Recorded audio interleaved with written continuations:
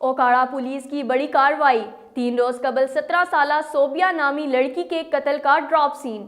مقتولہ صوبیہ کا حقیقی بھائی اور کزن ہی قاتل نکلے، جبکہ ملزمان کا کہنا ہے کہ صوبیہ کو غیرت کے نام پر گلا کاٹ کر قتل کیا گیا۔ مزید جانتے ہیں رمیز ملک کی اس رپورٹ میں۔ اوکاڑا تھانہ راوی کی حدود نواحی گاؤں 12 جی ڈی میں خالی پلاٹ سے جمع سالہ صوبیہ نامی لڑکی کی نعش برآمد ہوئی، جس کی اطلاع مقامی لوگوں نے پولیس کو دی۔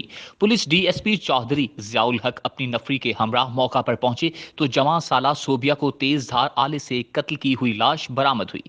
پولیس نے نعش کو پوسٹ مارٹم کے لیے ڈسٹرکٹ ہیڈ کوارٹر اسپتال منتقل کر دیا۔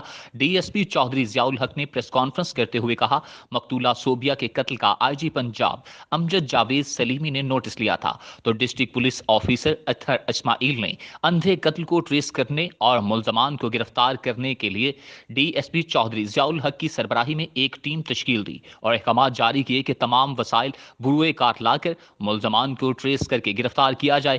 اسی احکامات پر عمل کرتے ہوئے پولیس نے اپنی تفتیش کا دائرہ کار تیز کیا۔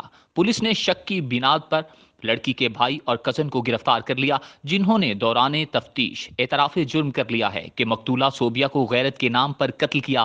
ملزمان کی نشاندہی سے آلہ قتل بھی برآمد کر لیا گیا ہے۔